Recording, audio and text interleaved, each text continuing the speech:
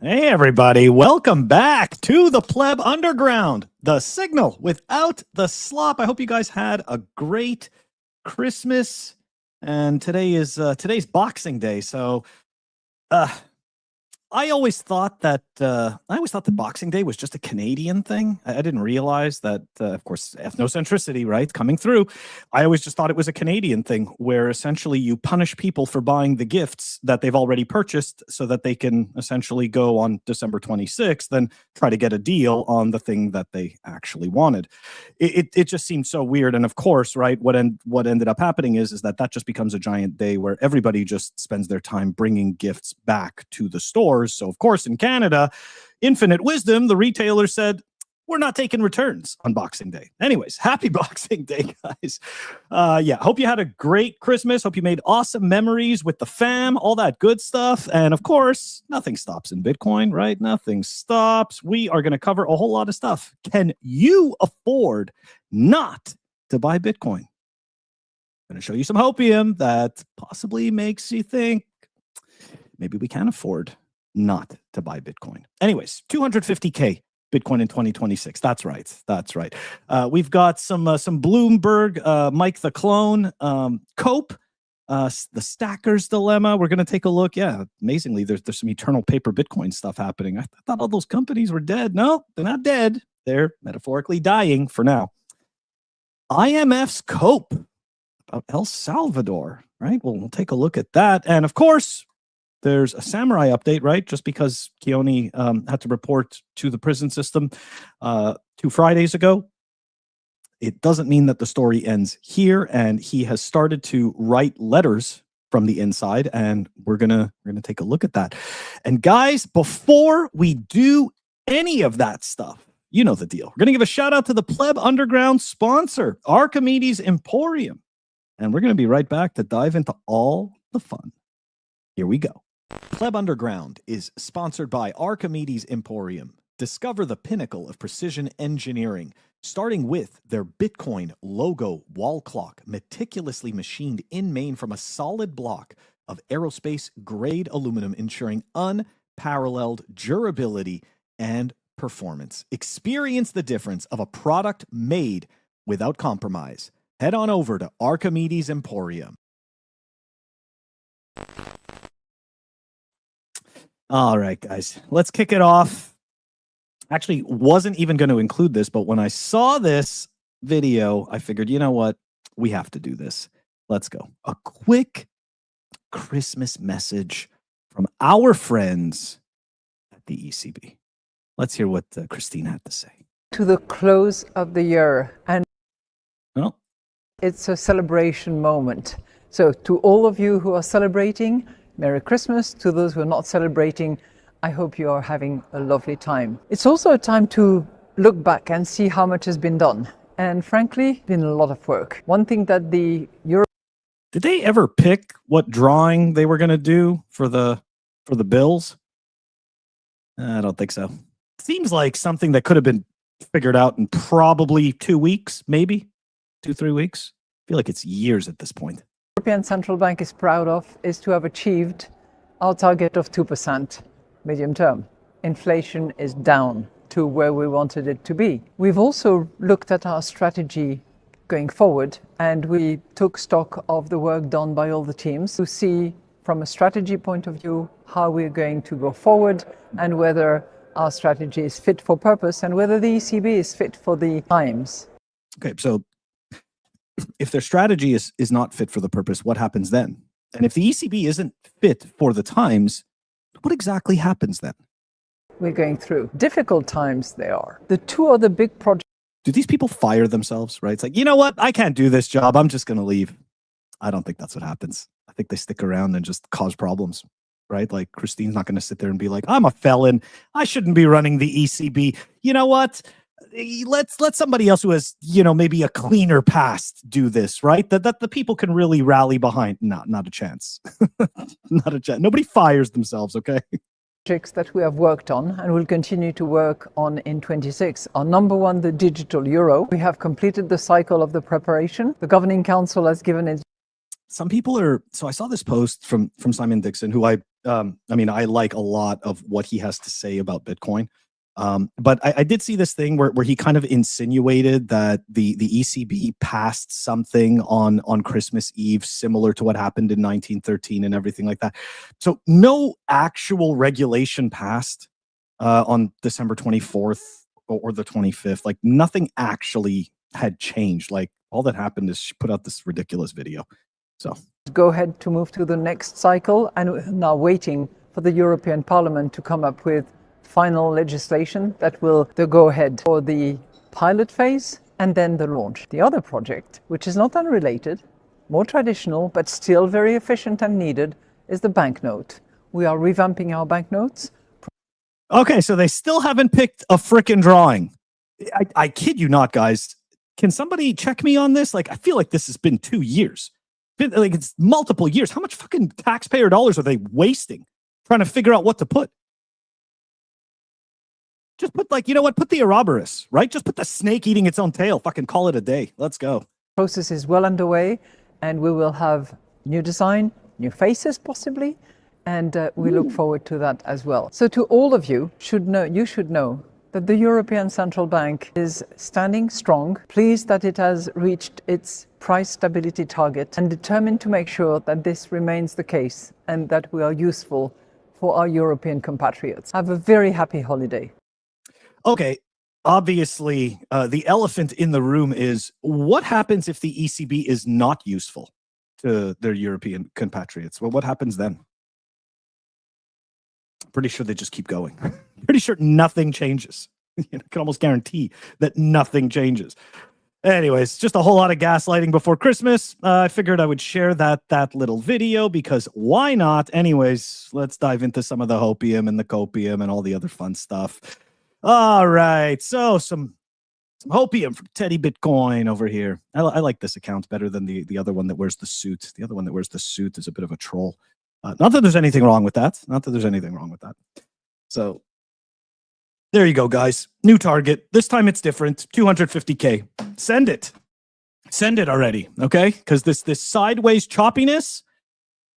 And if you haven't been in Bitcoin, accumulating Bitcoin for a number of years, this sideways choppiness is probably freaking you out.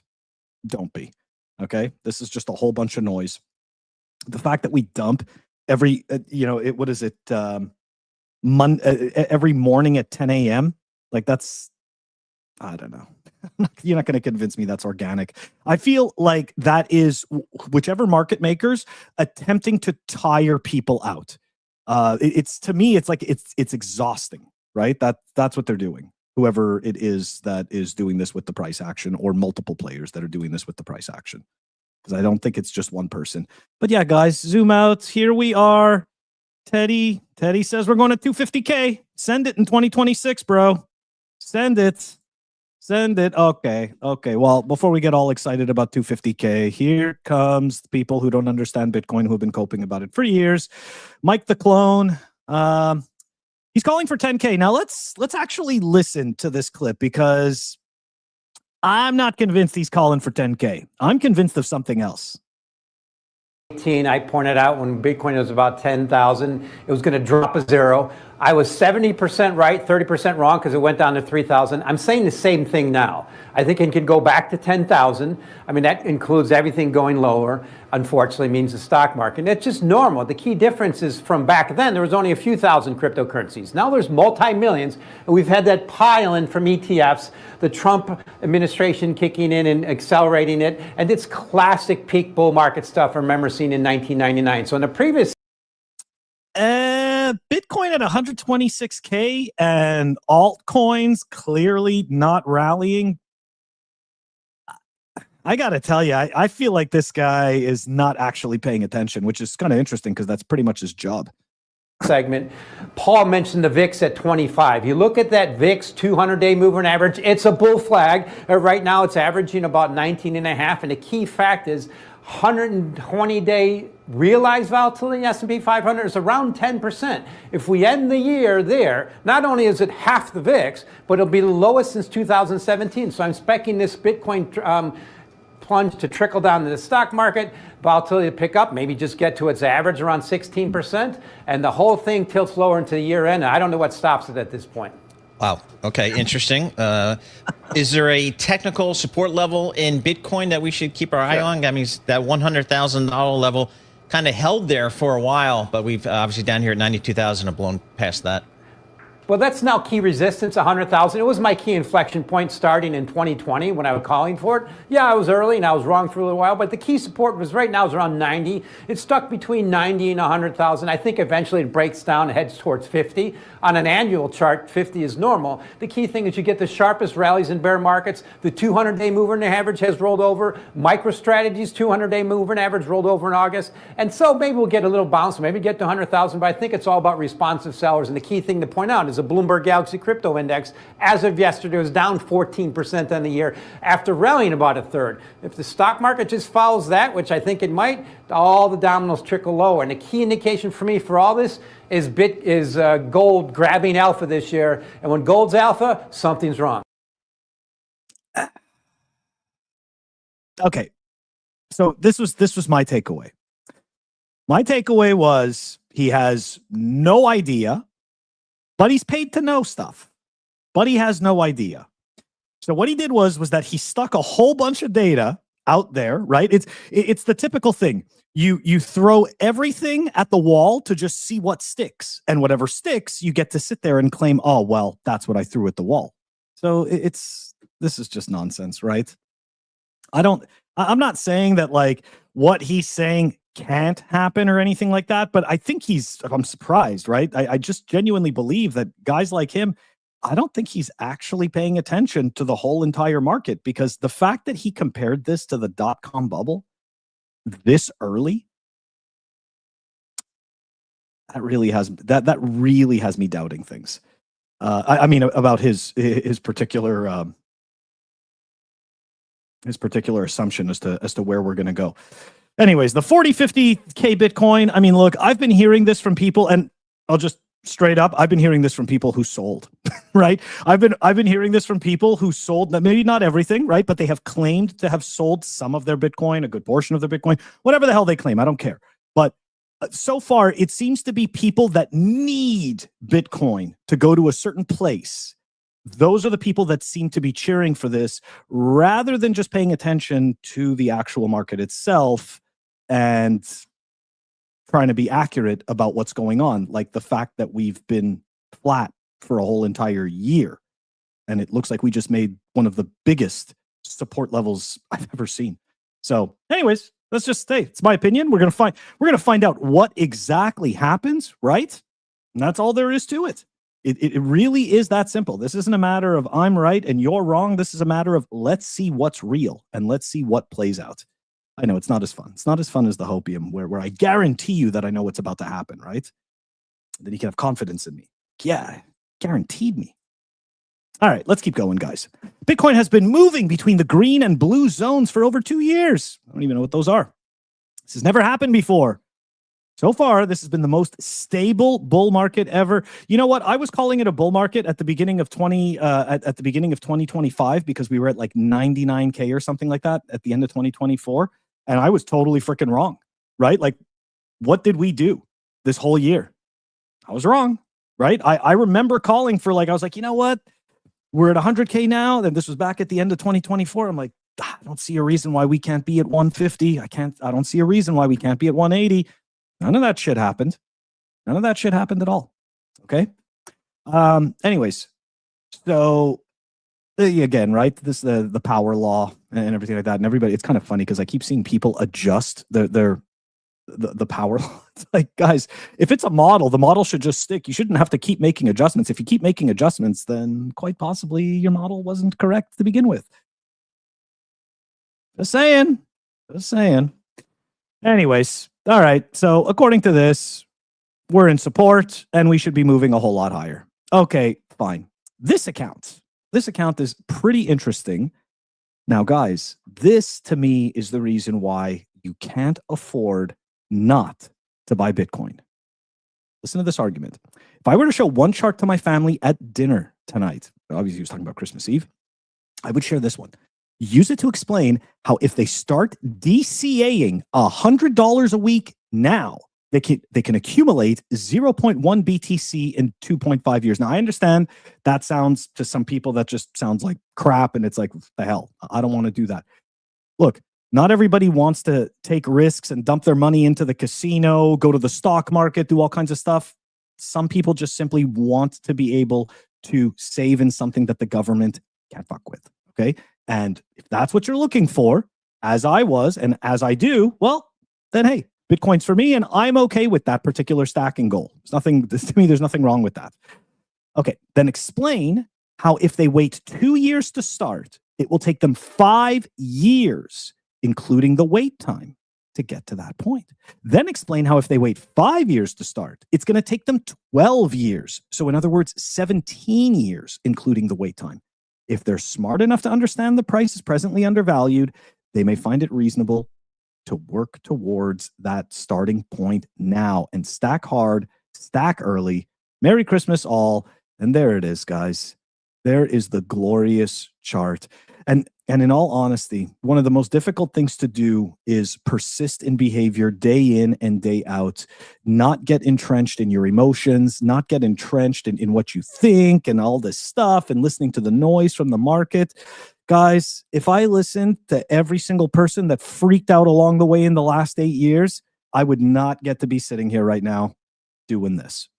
So I'm super grateful to be sitting here getting to talk about Bitcoin. And that's because I did not get sucked into the noise. Anyways. Eternal paper Bitcoin. You know how much I love eternal paper Bitcoin. Matador, right? That company out of Canada. I'm a Canadian, so I can say that. Matador receives approval from the Ontario Securities Commission to raise $80 million Canadian. All right, so that's like $50 US to fund its Bitcoin treasury. Oh, nice. You could just stack that shit on Cash App. I'm obviously just kidding. $80 million Canadian. It's a lot. It's more than $50. Just being mean. But yeah. Let's take a look at what Matador is doing, guys.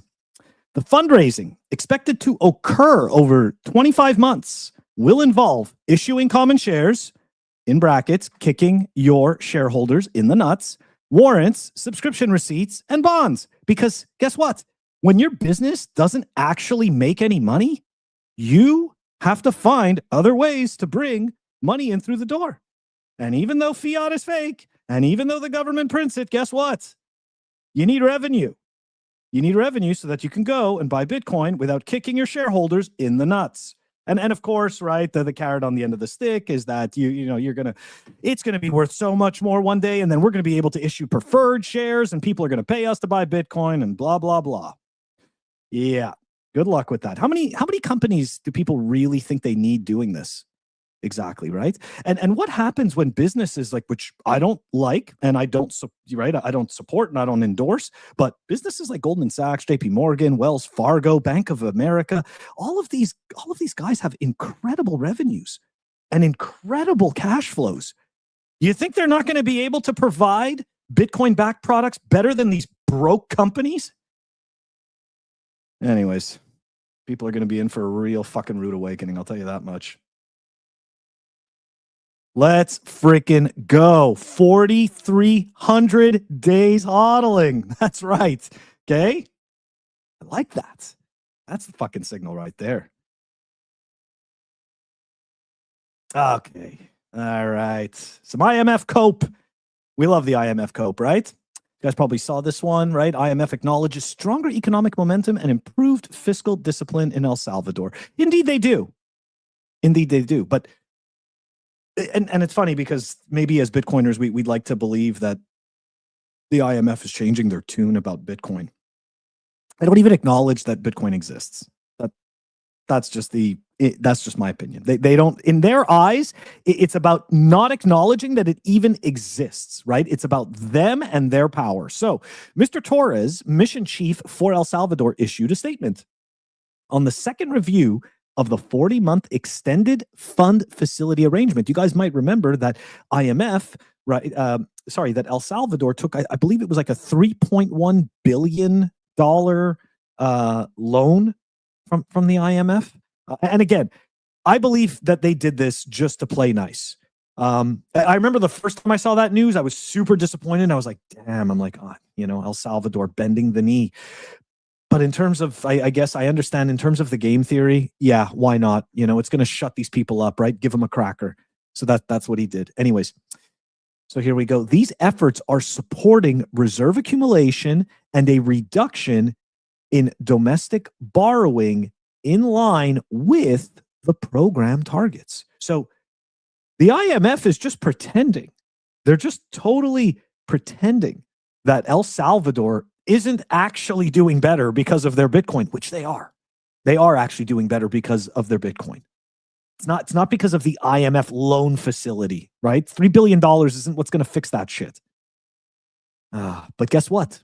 They need to sell their product, right? Like that's the IMF's product, right? The IMF's product is this SDR, these special drawing rights that essentially it's just slavery. That's all it is. It's just slavery to the IMF. Okay. The Samourai update, guys. So as you know, Keone unfortunately is now in jail. Podcasts like The Econo Alchemist, and I believe Naomi Brockwell had him on, even Wendy O. I mean, look, I got to tell you, it's been really, really heartwarming to see all these different people in and around the space, right? Because it's not just Bitcoiners, it's also crypto people and stuff like that, and people. I'm happy to see that people are gravitating towards this.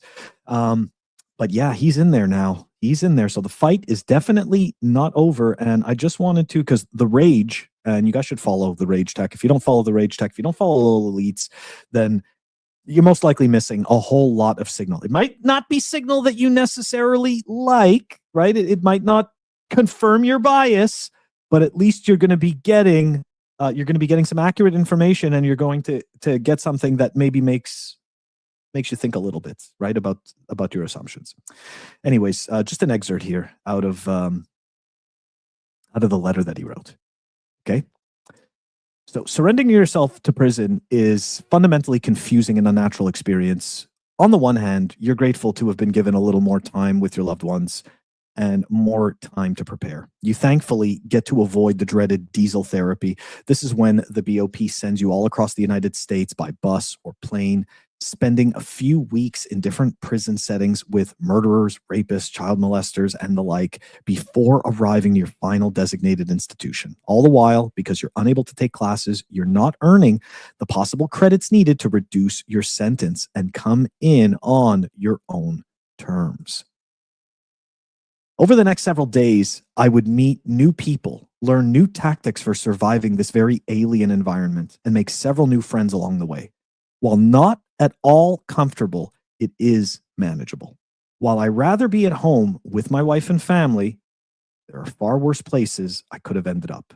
I'm thankful that all the prisoners here are respectful and downright friendly. I'm thankful that the staff and COs seem to be also be respectful, provided you don't give them a reason not to be. And there was actually some significantly more colorful stuff that he wrote, which I left out of this on purpose. But you guys should definitely check it out. Of course, the link to sign the petition is in the show notes. So is the link to the Rage Tech article. I'm obviously going to be following this along and providing updates as I see them and as I get them. But yeah, guys, this is going to do it for our Friday episode of Pleb Underground. Hope you guys have a great weekend, right? It's going to be I'm sure there's still a whole lot more family time going on.